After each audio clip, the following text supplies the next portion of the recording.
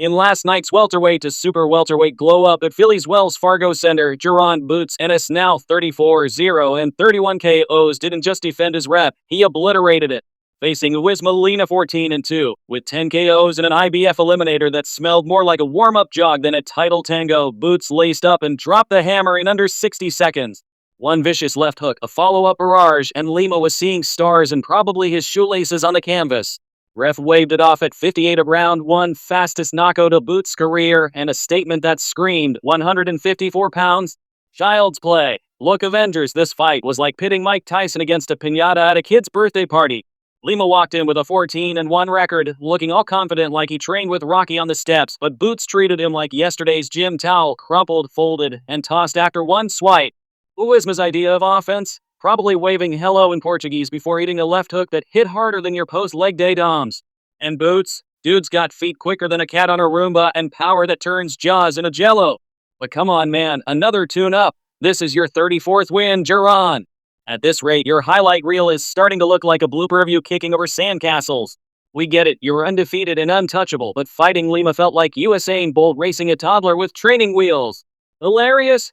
Sure, but Avengers demand better. Boots is the Avengers Captain America, not some mid-card meme machine. Boots has to level up next. No more of these opponents who fold faster than cheap lawn chairs. We are talking real threats, not resume-padding piñatas. Give us blood, sweat, and actual stakes, or we'll start petitioning for Boots to fight his own shadow spoiler. It'd win by decision.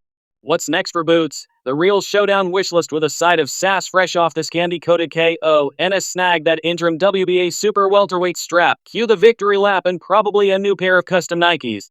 But the boxing gods and us salty fans are whispering, time to dance with the devils. Here's the Avengers' hot takes on Boots' horizon, ranked by finally something worth streaming potential. 1.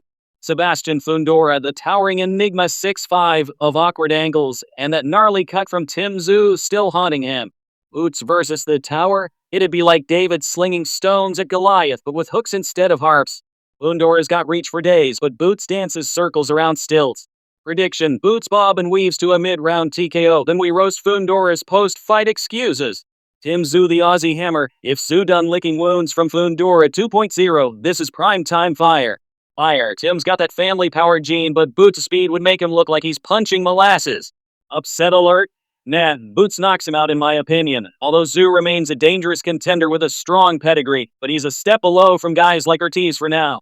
Speaking of Ortiz, Ennis must target a high-caliber opponent to solidify his claim as a division leader. Vergil Ortiz Jr., who's 22-0, with 21 KOs, stands out as the most compelling next challenge.